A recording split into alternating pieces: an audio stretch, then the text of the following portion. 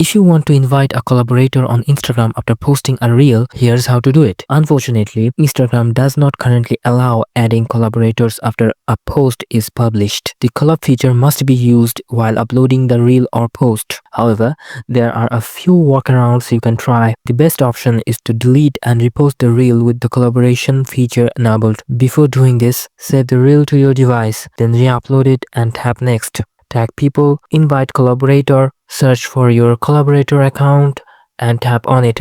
Now follow the instructions. If you don't want to delete the post, you can tag the person in the caption or comments to give them the credit. While it won't show up on their profile as collaboration, they can still engage with the post.